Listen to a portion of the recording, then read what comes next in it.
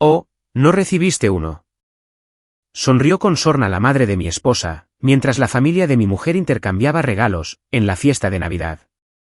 Todos se rieron. Yo le devolví la sonrisa. No pasa nada. Traje algo para ti. Las risas cesaron, cuando vieron lo que era. El regalo descansaba en mi regazo, envuelto en papel plateado, y era más pesado de lo que debería ser, dado su tamaño. A mi alrededor, la familia de mi esposa se reía, y se pasaban los regalos en círculo. Cada caja estaba cuidadosamente etiquetada con el nombre de alguien. El nombre de todos, excepto el mío. Patricia, mi suegra, cruzó su mirada con la mía, desde el otro lado de la sala de estar, y sonrió. Era esa sonrisa que yo había aprendido a reconocer, a lo largo de 8 años de matrimonio. Esa que decía que ella había ganado otra pequeña victoria, en nuestra guerra continua. «Oh, ¿no recibiste uno?», preguntó ella, lo suficientemente alto como para que la conversación se detuviera. Su voz destilaba una falsa preocupación. Era ese tipo de tono que incomodaba a todos, pero que nadie estaba dispuesto a reprochar. Debo haberme equivocado al contar, cuando estaba de compras. Ya sabes cómo es esto. Hay tantas personas a las que recordar. La habitación se quedó en silencio, por un breve momento. Mi esposa, Amanda, se movió inquieta a mi lado, en el sofá, y su mano buscó la mía, debajo de la manta afgana. Sus hermanos, Tyler y Jason, de repente encontraron sus teléfonos fascinantes. Incluso el padre de Amanda, Robert, quien normalmente intentaba suavizar los dardos venenosos de Patricia, simplemente le dio un largo trago a su vaso de whisky. No pasa nada, dije, con una voz firme y calmada. Había practicado este momento en mi cabeza durante 3 semanas, desde que descubrí lo que Patricia había estado ocultando. Lo entiendo perfectamente. De hecho, traje algo para ti, Patricia. Un regalo especial, solo entre familia. Me puse de pie, sosteniendo la caja envuelta en plata, y caminé sobre la alfombra persa, esa que a Patricia le encantaba mencionar que costaba más que los autos de la mayoría de las personas. De repente, la habitación se sintió más pequeña. Todos los ojos estaban puestos en mí, mientras le extendía el paquete a mi suegra. La sonrisa de Patricia flaqueó, por solo un segundo. Algo parpadeó detrás de sus ojos, quizás incertidumbre, o el primer susurro de miedo. Pero se recuperó rápidamente, y tomó la caja con un elegante asentimiento. «Qué detalle tan considerado, Nathan», dijo ella, usando mi nombre completo. Lo hacía como siempre, cuando quería enfatizar que yo no era lo suficientemente de la familia, como para tener apodos. ¿Debería abrirlo ahora, o guardarlo para más tarde? Oh, definitivamente ahora, respondí, volviendo a sentarme en el sofá, junto a Amanda. Creo que todos querrán ver esto. Las risas, que antes habían llenado la habitación, habían desaparecido. Fueron reemplazadas por esa tensión peculiar, la que surge cuando la gente percibe el drama, pero no logra identificar su origen. Patricia despegó con cuidado el papel plateado, y sus uñas perfectamente arregladas trabajaron en la cinta adhesiva, con una precisión experta. Adentro había una carpeta de papel manila. Nada extravagante, nada envuelto en papel de seda, ni atado con cintas. Solo una simple carpeta, con documentos en su interior. Patricia la abrió, y vi cómo el color desaparecía de su rostro, como el agua que se escurre por un fregadero. Sus manos empezaron a temblar, lo justo para que los papeles crujieran en su agarre. «¿Qué es esto?», susurró, pero me di cuenta de que ella sabía exactamente de qué se trataba. «¿Por qué no lo lees en voz alta, Patricia?», le sugerí. «Compártelo con la familia. Después de todo, estamos todos aquí juntos. No hay secretos entre nosotros, ¿verdad?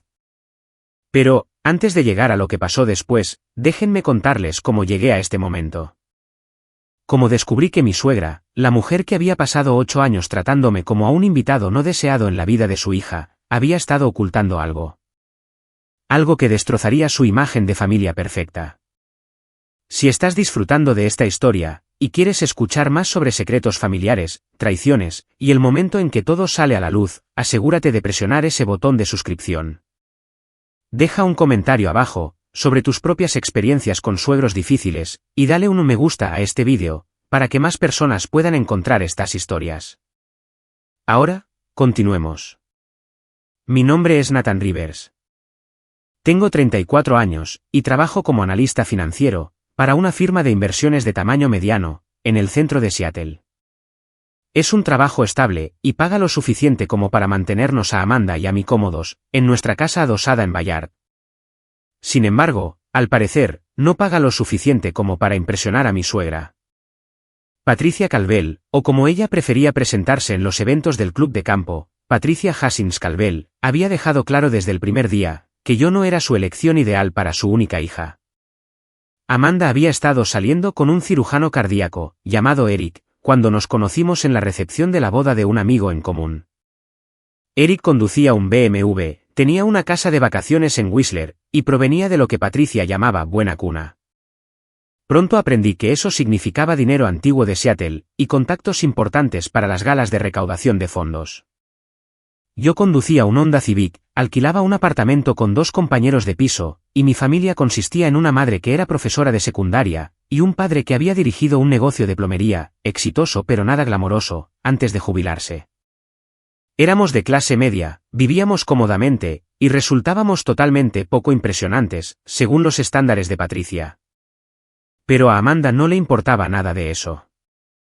Ella era maestra de jardín de infantes, y amaba su trabajo, a pesar del modesto salario. Prefería hacer senderismo en la cordillera de las Cascadas, antes que los fines de semana de spa. Y había roto con Eric porque, como me dijo en nuestra tercera cita, él estaba más interesado en impresionar a mi madre, que en conocerme a mí. Nos casamos en una pequeña ceremonia, en Discovery Park. Patricia pasó toda la recepción diciéndole a cualquiera que quisiera escucharla, que ella se había ofrecido a pagar una boda en condiciones, en el club de yates. Pero que Amanda había insistido en algo pintoresco. La forma en que decía la palabra pintoresco lo hacía sonar como una enfermedad. Durante los siguientes 8 años, Patricia perfeccionó el arte del desprecio sutil. Me preguntaba por mi trabajo, con ese tono que sugería que estaba siendo educada, por el simple hecho de recordar que yo tenía uno. Contaba historias en las cenas familiares, sobre la vida de Amanda antes de mí, y siempre se las arreglaba para mencionar a Eric y sus logros. Cuando anunciamos que estábamos intentando tener un bebé, ella sugirió que esperáramos hasta estar más establecidos financieramente. Y todos entendimos que eso significaba, hasta que yo ganara más dinero. Pero el verdadero patrón que noté, estaba en los detalles. Las tarjetas de cumpleaños olvidadas, que todos los demás en la familia sí recibían. Las fotos familiares en su repisa, de donde yo había sido recortado, o posicionado en el borde. Los regalos de Navidad, que siempre eran prácticos e impersonales, una corbata, una taza de café, o una vez, un juego de alfombrillas para el auto. Todo esto, mientras que sus hijos, e incluso sus esposas, recibían regalos considerados y costosos. Amanda también lo veía, pero había aprendido, hace mucho tiempo, que confrontar a su madre por cualquier cosa, terminaba en lágrimas. Se convertía en acusaciones de ingratitud, y semanas de recibir la ley del hielo. Era más fácil dejar pasar los pequeños desaires, y fingir que ser tratado como un familiar de segunda clase, era solo una peculiaridad de la personalidad de Patricia. Luego llegó la cuenta Harris. 3 meses antes de esa reunión navideña, me asignaron revisar el portafolio financiero de un nuevo cliente. Era el procedimiento estándar de nuestra firma, analizamos los activos, buscamos oportunidades de optimización fiscal, y nos aseguramos de que todo esté estructurado correctamente. El nombre del cliente figuraba como Robert Calvel, mi suegro. Debería haberme recusado de inmediato. Debería haberle pasado el expediente a otro analista, pero algo me hizo dudar, cuando vi el nombre de Patricia como copropietaria, en varias cuentas. Los números no tenían sentido. Robert era un desarrollador de bienes raíces comerciales jubilado, exitoso, pero no extraordinariamente rico. Su estilo de vida reflejaba una cómoda abundancia, la bonita casa en Magnolia, las membresías a los clubes, las vacaciones en Europa. Sin embargo, las cuentas de inversión mostraban depósitos que parecían excesivos, para sus fuentes de ingresos conocidas. Entonces, encontré el fondo fiduciario. Era un fideicomiso privado, establecido en 1998, y financiado bajo el apellido de soltera de Patricia, Hastings. En su interior había acciones, bonos, y propiedades inmobiliarias, por un valor aproximado de $4,3 millones. Me senté en mi oficina, y me quedé mirando esos números, durante mucho tiempo. La familia de Patricia tenía dinero, yo lo sabía. Pero ella había pasado años sugiriendo que ella y Robert eran cuidadosos con sus finanzas. Decía que no podían ayudarnos más, con cosas como el pago inicial de nuestra casa, porque su dinero estaba inmovilizado en inversiones para la jubilación. El año pasado, cuando Amanda y yo tuvimos problemas para cubrir el costo de los tratamientos de fecundación in vitro, Patricia se había ofrecido a prestarnos $10,000, con un 4% de interés. Se aseguró de mencionar lo ajustado que estaba el dinero para ellos últimamente, debido a la incertidumbre del mercado. Y sin embargo, ella tenía más de $4 millones en cuentas, las cuales generaban más rendimientos anuales que lo que yo ganaba de salario. Pero esa no fue la revelación que me hizo empezar a indagar más a fondo. Fue la Sociedad de Responsabilidad Limitada, LLC, que encontré enterrada en los documentos del fideicomiso, Hastings Properties Group LLC. Había sido establecida en 2003, y Patricia figuraba como la socia administradora. Solicité los registros comerciales. Resulta que Hastings Properties Group era dueña de 4 propiedades de alquiler, en el área de Seattle, y cada una generaba ingresos mensuales significativos. Las propiedades se habían comprado usando los fondos del fideicomiso, se habían renovado, y se habían convertido en alquileres de alta gama. El negocio estaba obteniendo una ganancia de, aproximadamente, $180,000 anuales, después de los gastos. Nada de esto era ilegal. Patricia tenía todo el derecho de administrar el dinero de su familia, como ella quisiera. Pero el panorama que esto dibujaba, era abrumador y condenable. Durante 8 años, ella había visto a Amanda y a mí luchar con los préstamos estudiantiles, con los ahorros para una casa, y con los costos de los tratamientos de fertilidad. Se había posicionado como alguien comprensiva, pero financieramente incapaz de ayudar con más que sumas simbólicas. Todo esto, mientras estaba sentada sobre millones en activos líquidos, y cobraba el alquiler de las propiedades que el dinero de su familia había comprado. Empecé a extraer más registros, utilizando el acceso que mi firma tenía a las bases de datos de propiedades y archivos comerciales. Fue entonces cuando encontré la casa de la playa. Ese tiempo compartido de Patricia y Robert, en Cannon Beach, que visitaban varias veces al año. No era un tiempo compartido. Era una propiedad de su total pertenencia, libre de hipotecas, y con un valor estimado de $850,000. Estaba a nombre de Hastings Properties Group. Le habían estado diciendo a la familia, durante años, que la alquilaban por una semana de vez en cuando, y que dividían los costos con otra familia, para que fuera más asequible. Pero eran los dueños, y la habían tenido desde 2005. Solo los impuestos a la propiedad de ese lugar, eran más de lo que Amanda y yo habíamos podido ahorrar, en nuestro fondo para el pago inicial. Luego apareció la inversión en el negocio de Tyler. El hijo mayor de Patricia había empezado una cervecería artesanal, hace 3 años. A la familia se le había dicho que Patricia y Robert habían invertido $50,000, como socios silenciosos.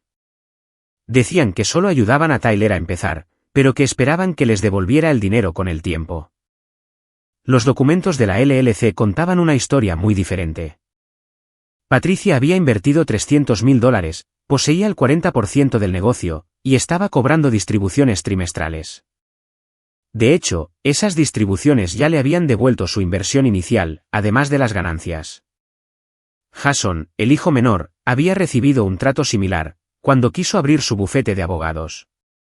Patricia había financiado todo el costo de inicio, aproximadamente unos $200,000. Mientras tanto, le contaba a la familia que ella había sido la codeudora de un préstamo bancario, para ayudarlo a establecerse. El patrón estaba claro. Patricia había estado financiando en secreto el éxito de sus hijos, mientras le hacía creer a Amanda que el dinero de la familia era escaso, y que debía ser racionado cuidadosamente. Cada vez que habíamos necesitado ayuda, cada vez que habíamos pasado apuros, Patricia tenía los medios para ayudarnos, pero en su lugar, elegía vernos fracasar. O mejor dicho, elegía verme fracasar a mí. Porque estaba empezando a entender que esto no se trataba de Amanda. Se trataba de mí. Patricia quería que su hija viera que se había casado mal. Quería demostrarle que elegir el amor por encima del estatus tenía consecuencias. Quería dejar claro que Eric, el cirujano cardíaco, le habría proporcionado la vida que Amanda merecía. Al asegurarse de que nosotros lucháramos con problemas económicos, mientras sus hijos prosperaban, Patricia estaba escribiendo una narrativa. Esa narrativa decía que Amanda había cometido un error, que yo no era capaz de proveer para su familia, y que ella debería haber escuchado la sabiduría de su madre. Pasé 3 semanas verificando cada detalle, cruzando información de los documentos, y asegurándome de entender el panorama completo. Cuanto más descubría, más me enfadaba. Y no era solo por el engaño de Patricia, sino por los años de manipulación silenciosa. Me enfurecía la forma en que ella había usado el dinero como una herramienta, para demostrar su punto, acerca de mi incompetencia. La reunión de Navidad estaba programada para el 23 de diciembre, según la tradición de la familia Calvel. Patricia siempre era la anfitriona, y convertía su hogar en una vitrina de la perfección navideña. Este año, había mencionado varias veces lo emocionada que estaba de tener a todos juntos, y cómo había encontrado regalos maravillosos para todas sus personas favoritas. Cuando le pregunté a Amanda si debíamos llevar algo, ella se rió. Mamá tiene todo planeado hasta el último minuto. Solo trae tu presencia, y prepárate para el caos de siempre. Me preparé de una manera muy diferente a la que Amanda esperaba. El día antes de la fiesta, recopilé todo lo que había encontrado en una sola carpeta. Incluí registros de propiedades, documentos del fideicomiso, declaraciones de la LLC, y declaraciones de impuestos que eran de dominio público. Junté todo lo que pintaba la imagen de la riqueza secreta de Patricia, y de su generosidad selectiva. Hice 2 copias, una para la caja envuelta en papel plateado, y otra para mi maletín, como respaldo. También redacté una carta, profesional y mesurada, exponiendo lo que había descubierto, y lo que esto significaba para nuestra relación familiar en el futuro. La carta dejaba claro que yo no estaba pidiendo dinero, que no quería limosnas, ni esperaba que Patricia financiara nuestra vida. Pero sí exigía honestidad. Exigía que dejara de fingir que le importaban nuestras dificultades, mientras elegía activamente no ayudar, cuando fácilmente podría hacerlo. Y lo más importante, exigía que dejara de usar su dinero para manipular la narrativa familiar. Que dejara de hacer que sus hijos parecieran exitosos, mientras tendía una trampa para que Amanda terminara resintiendo su elección de esposo. La mañana del 23 de diciembre, Amanda notó que yo estaba muy callado, mientras conducíamos hacia la casa de sus padres. ¿Estás bien?, preguntó, tomando mi mano. Sé que mamá puede ser difícil, pero es solo una noche. Lo superaremos como siempre. Estoy bien, dije, devolviéndole el apretón de manos. De hecho, creo que esta Navidad podría ser diferente. Ella sonrió, pensando que me refería a que por fin aprenderíamos a dejar que los comentarios de Patricia nos resbalaran. No tenía idea de lo que yo estaba a punto de hacer. La fiesta comenzó exactamente como Patricia quería. La casa estaba decorada como para una sesión fotográfica de una revista. La comida había sido traída por ese costoso restaurante francés del centro. Y Patricia era el centro de atención en la sala de estar, luciendo un atuendo que probablemente costaba más que el pago mensual de nuestra hipoteca. Tyler y su esposa, Emma, llegaron con sus hijos gemelos. Jason vino con su novia, Stephanie, una asistente legal de su bufete. Todos se reunieron alrededor del imponente árbol de Navidad, con bebidas en la mano, y charlando animadamente sobre cómo les había ido en el año, y sobre sus planes futuros. Patricia orquestó el intercambio de regalos, como un director al frente de una orquesta. Había colocado los regalos debajo del árbol, en un orden específico. Cada persona recibía regalos considerados y costosos, que ella claramente había pasado semanas seleccionando. Tyler recibió una colección de vinos de época. Jason obtuvo un juego de libros de derecho de primera edición, que había estado buscando. Incluso sus parejas recibieron artículos de lujo, bolsos de diseñador, bufandas de cachemira, y joyas que brillaban bajo las luces parpadeantes. Amanda abrió su regalo. Era un costoso electrodoméstico de cocina, que había mencionado querer, una sola vez y de pasada, hacía 6 meses. Estaba genuinamente conmovida, y abrazó a su madre dándole las gracias. Luego llegó mi turno. Excepto que no había ningún regalo con mi nombre. Patricia miró alrededor del árbol con una confusión exagerada, revisando etiquetas y moviendo cajas. Hizo todo un teatro de buscar un regalo, que en realidad no existía. «Oh, ¿no recibiste uno?» Las palabras salieron con el tono perfecto, sonaban preocupadas, pero sin rastro de disculpa. La implicación era clara. Simplemente se había olvidado. Un error honesto. Y ciertamente, nada personal. La habitación se quedó en silencio. Esta no era la primera vez que Patricia olvidaba algo relacionado conmigo, pero sí era la más pública, y la más deliberada. El rostro de Amanda se puso rojo, sentía vergüenza por mí, y enojo hacia su madre. Robert, de repente, sintió la necesidad de rellenar su bebida. Tyler y Jason volvieron a encontrar sus teléfonos absolutamente fascinantes. Fue entonces cuando alcancé la caja envuelta en papel plateado, la cual había mantenido a mi lado toda la noche. Mientras las manos temblorosas de Patricia sostenían esos documentos, y mientras su fachada de anfitriona perfecta comenzaba a resquebrajarse, sentí que algo cambiaba en la habitación. El equilibrio de poder, que siempre se había inclinado hacia Patricia, de repente se volvió inestable. «Estos son documentos financieros privados», dijo Patricia, con la voz temblando levemente. «¿Cómo lo lograste? No tenías derecho a acceder a esto». «De hecho», dije con calma, «como el analista que revisa el portafolio de tu esposo, tenía todo el derecho a acceder a cualquier cosa archivada como registro público. Las propiedades, los registros de la LLC, las asociaciones comerciales, todo está documentado en el Estado. Nada de lo que encontré era privado, Patricia. Simplemente asumiste que nadie se molestaría en buscar». Robert dejó su bebida. «¿Qué documentos? ¿Qué está pasando aquí?» Me puse de pie, y me acerqué a Patricia, para poder ver los papeles que ella sostenía. «¿Por qué no le explicas a tu familia sobre el fideicomiso Hastings, Patricia? Los $4 millones que has tenido guardados en cuentas de inversión, mientras nos decías a todos que el dinero escaseaba». La habitación estalló en voces confundidas, pero yo continué. Mi tono era conversacional, como si estuviera hablando del clima. «O tal vez, te gustaría explicarles sobre Hastings Properties Group. Sobre las propiedades de alquiler, que generan $180.000 al año en ganancias. O sobre la casa de playa en Cannon Beach, la misma que le dijiste a todos que era un tiempo compartido». Amanda miraba a su madre, empezando a comprenderlo todo. «Mamá, ¿de qué está hablando?» La boca de Patricia se abría y se cerraba, pero no salía ninguna palabra. Le quité la carpeta de las manos, y saqué varios documentos específicos. «Aquí está la parte realmente interesante», dije, sosteniendo los documentos de la LLC. Cuando Tyler empezó su cervecería, Patricia nos dijo que había invertido $50.000 como socia silenciosa.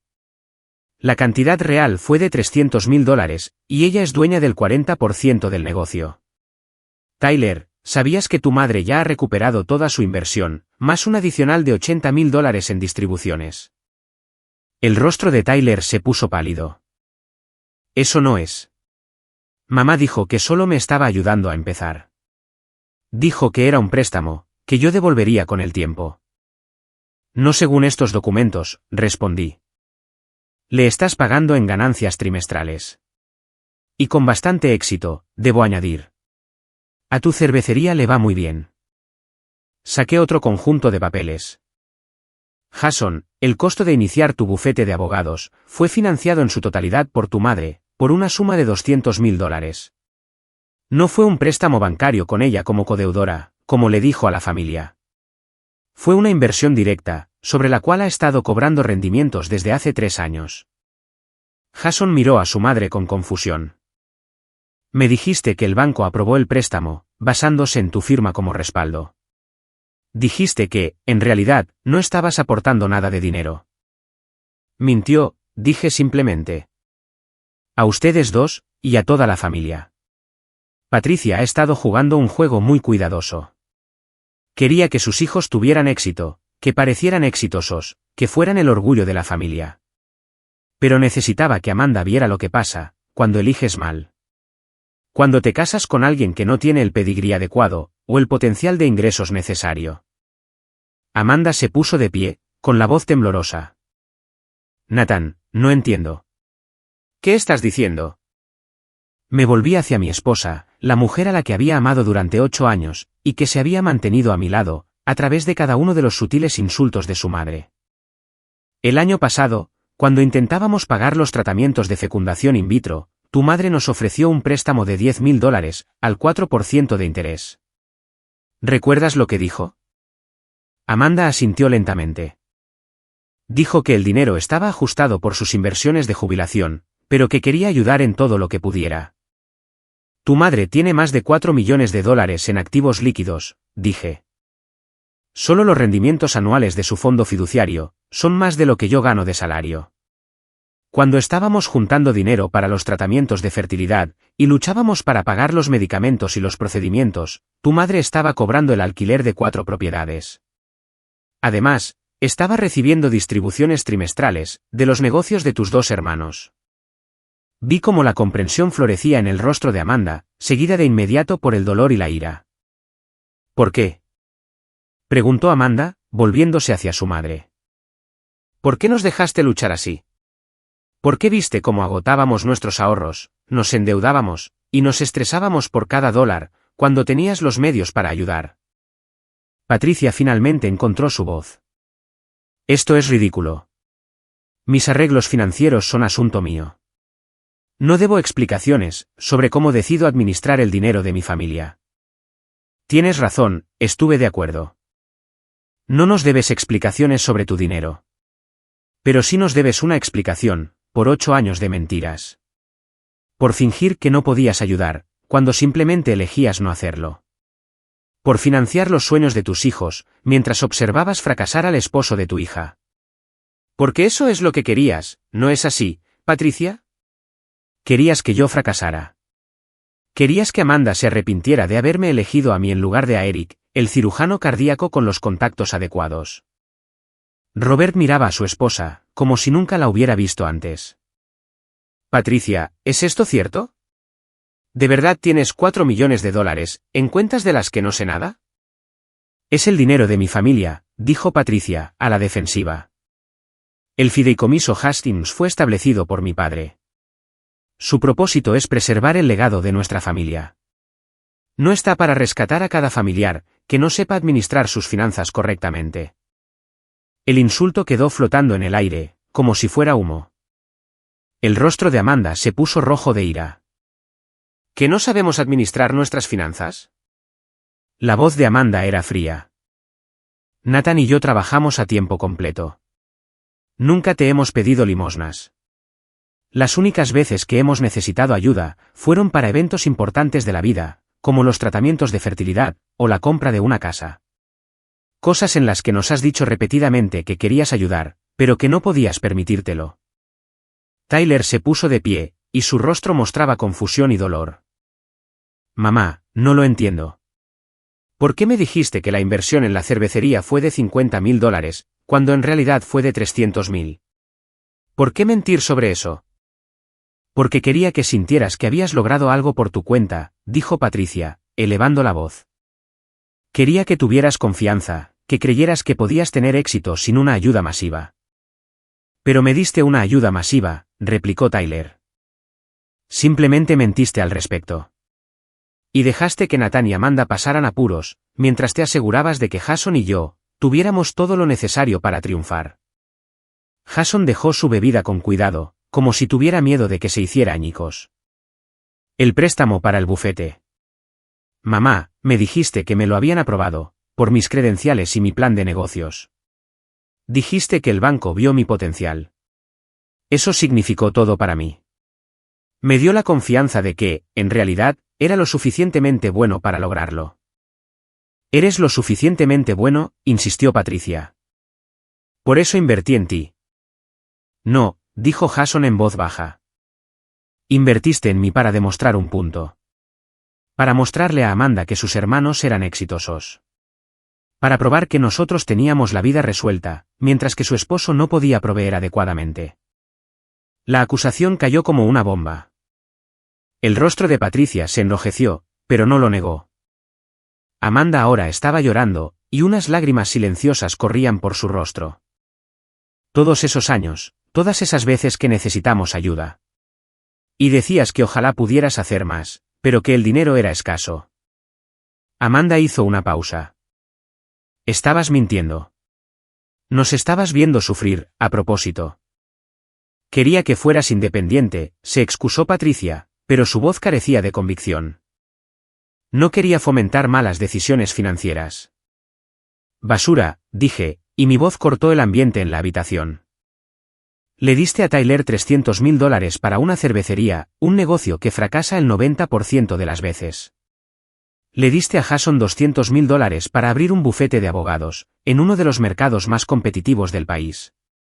Pero, cuando Amanda necesitó $30.000 para los tratamientos de fertilidad, tratamientos que te darían el nieto que decías desear con tantas ganas, le ofreciste un préstamo con intereses. E hiciste que pareciera que estabas exprimiendo tu presupuesto.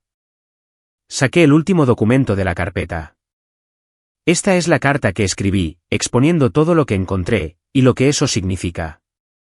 No estoy pidiendo dinero, Patricia. No quiero tus inversiones, ni tu fondo fiduciario.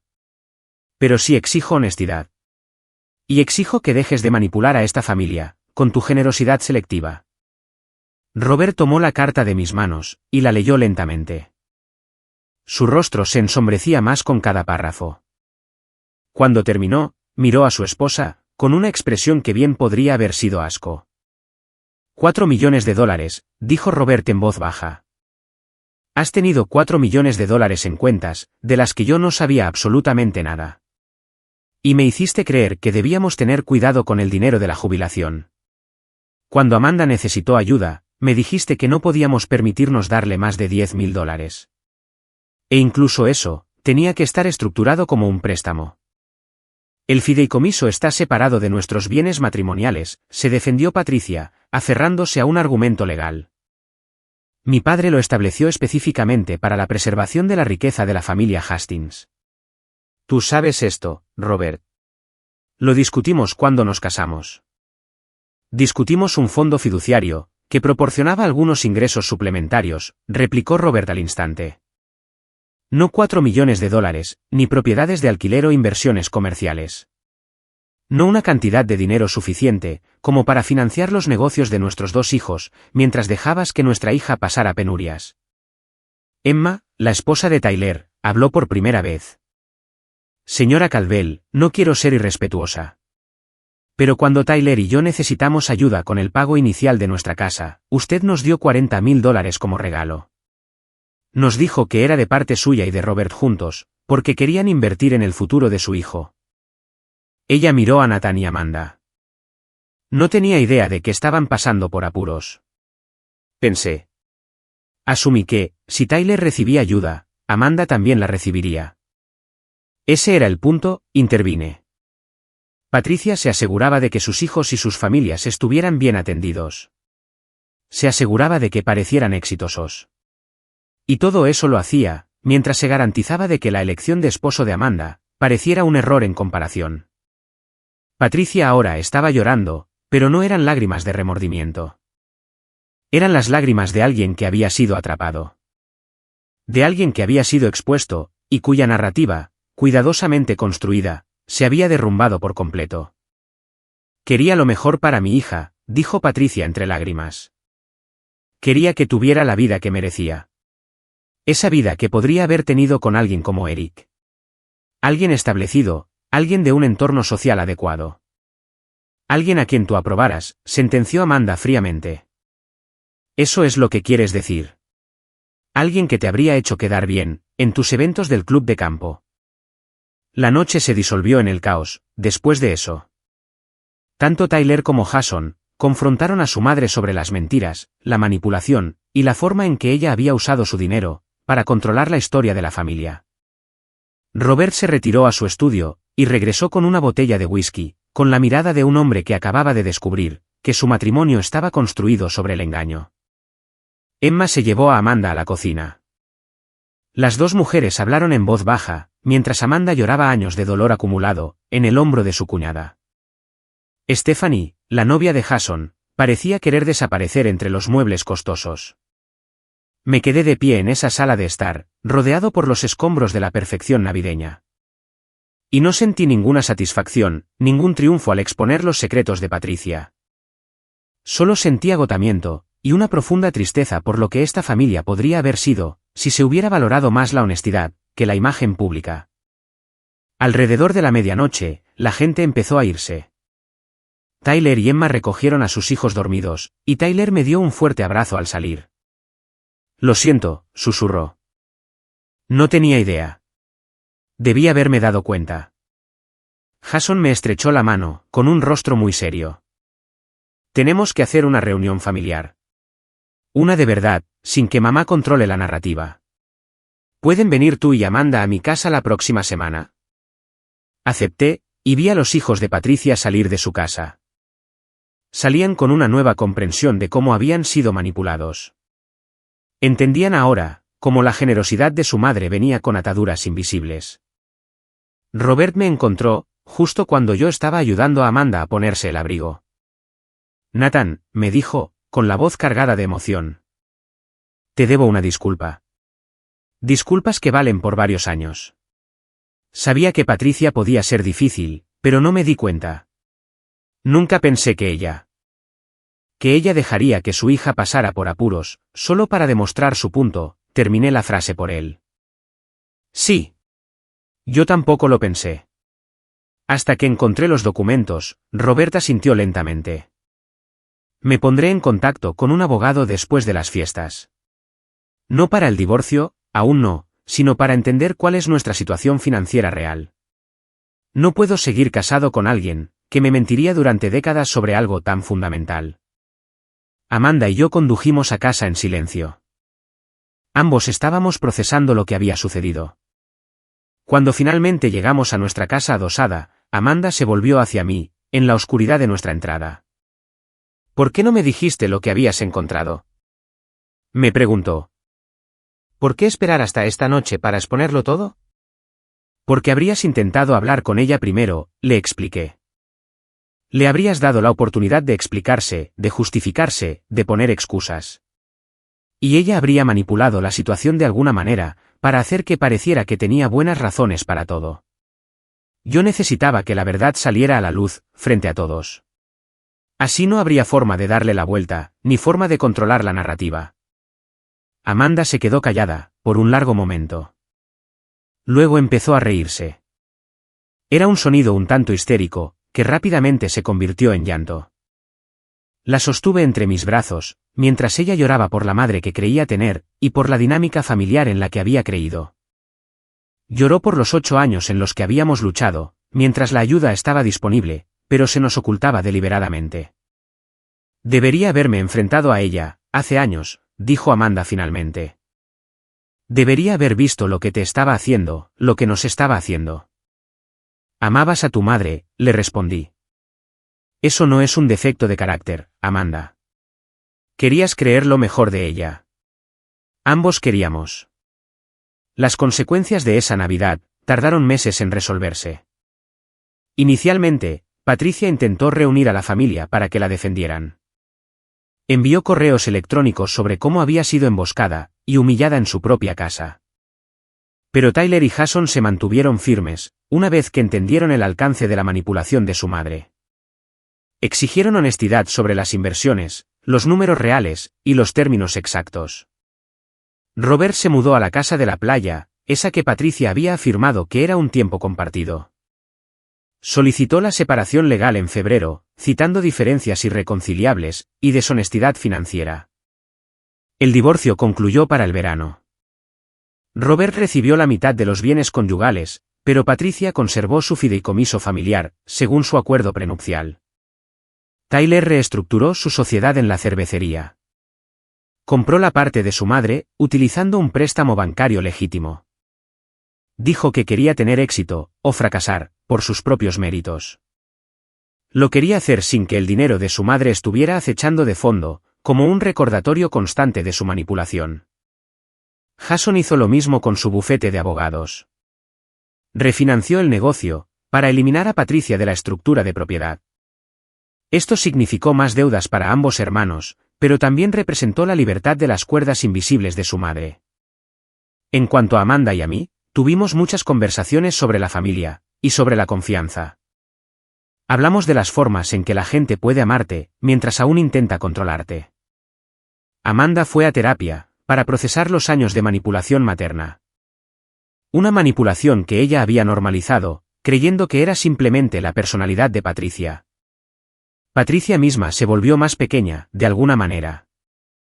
Sin su capacidad para usar el dinero como herramienta de control, y sin su imagen de familia perfecta que mantener, ella parecía encogerse. Se mudó a un condominio en Bellevue, se unió a diferentes clubes, e hizo nuevos amigos. Amigos que no sabían nada sobre el escándalo, ese que había destrozado su reunión navideña. Ella se acercó a Amanda varias veces, mediante correos electrónicos y cartas. En ellos, se disculpaba por acciones específicas, pero nunca reconoció la traición fundamental. Siento haberte lastimado, pero solo intentaba ayudar, se convirtió en su excusa repetitiva. Como si la manipulación pudiera justificarse con buenas intenciones. Amanda le respondió solo una vez. Fue con una carta cuidadosa, que establecía los límites para cualquier relación futura. Los límites eran honestidad, respeto, y la aceptación de que las decisiones de vida de Amanda eran suyas para tomarlas. Patricia nunca respondió a esa carta. La caja envuelta en papel plateado, la misma que había contenido esos documentos, permaneció en nuestra repisa durante meses. Era un recordatorio de la noche en que todo cambió. Eventualmente, Amanda sugirió que la tiráramos a la basura. Nos propuso enterrar ese capítulo de nuestras vidas, y seguir adelante. Pero yo guardé la carpeta. Y no lo hice por despecho, o como munición para futuras batallas. La guardé como un recordatorio de que, a veces, las heridas más crueles provienen de las personas que afirman amarte.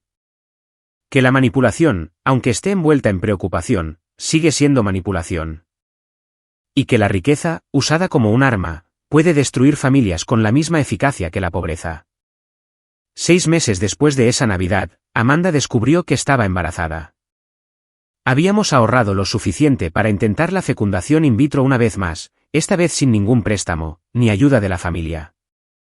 Cuando ella me llamó al trabajo para decirme que la prueba era positiva, lloré en mi escritorio.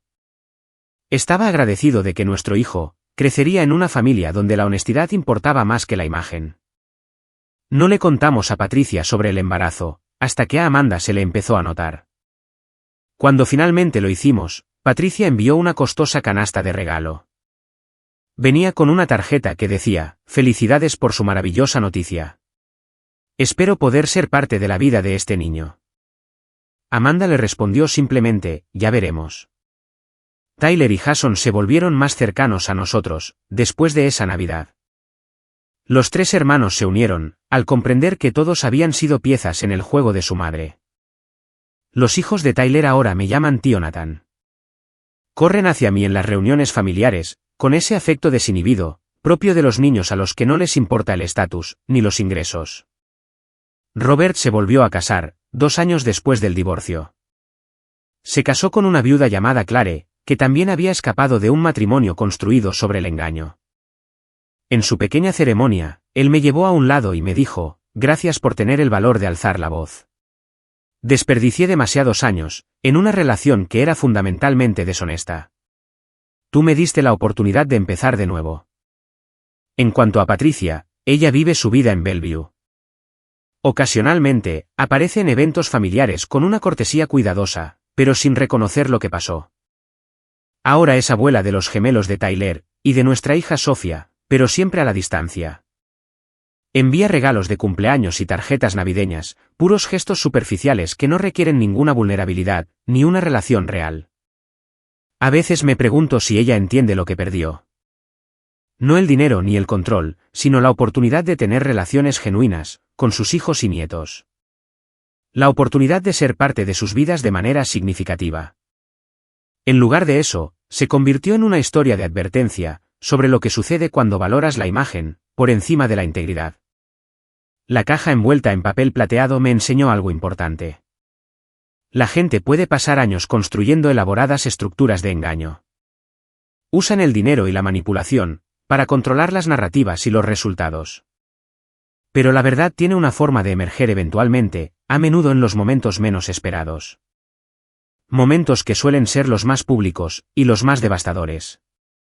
Esa Navidad, le había dado a Patricia un regalo que ella nunca quiso, el regalo de quedar expuesta. De hacer que sus mentiras, cuidadosamente construidas, fueran reveladas ante las personas a las que más quería impresionar. A cambio, ella me había dado algo inesperado. Fue la validación de que yo había tenido la razón, todo el tiempo, sobre su trato hacia mí. Fue la prueba de que yo no estaba loco, por sentirme como un extraño, en una familia que debería haberme dado la bienvenida. ¿Fue cruel exponer sus secretos tan públicamente? Tal vez.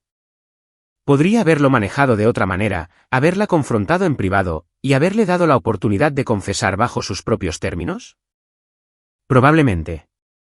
Pero 8 años de ver a mi esposa dudar de sí misma, dejaron una huella. Fueron 8 años de vernos luchar, mientras la ayuda se nos retenía deliberadamente. De ver cómo Patricia trabajaba, sin descanso, para demostrar que Amanda había cometido un error al elegirme a mí. Todo eso quemó cualquier deseo de tratarla con delicadeza. A veces, el regalo que alguien más necesita, es precisamente el que odiará recibir. Para Patricia, ese regalo fue la verdad. Y fue entregada en una caja envuelta en papel plateado, justo en la reunión navideña, donde ella había planeado recordarme, una vez más, que yo no encajaba del todo. Las risas se detuvieron, cuando vieron lo que había dentro de esa caja.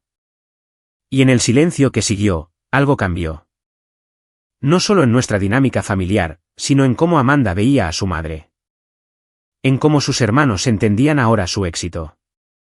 Y en cómo Robert reconocía a la mujer, con la que había estado casado durante décadas. La verdad es un regalo que sigue rindiendo frutos, incluso cuando el envoltorio se arranca, y el contenido se derrama, para que todos lo vean. Especialmente en ese momento. Si esta historia resonó contigo, o si alguna vez has lidiado con familiares que usan el dinero, o el estatus, como armas, deja un comentario aquí abajo. Comparte tus experiencias, tus momentos de defenderte, y tus historias de cuando la verdad, finalmente, salió a la luz. Y no olvides suscribirte para más historias sobre dinámicas familiares, traiciones, y esos momentos en los que todo cambia en un instante. Presiona el botón de me gusta, si crees que la honestidad importa mucho más que mantener las apariencias. Hasta la próxima, y recuerda, a veces, el regalo más valioso que puedes dar, es el que el destinatario nunca quiso recibir.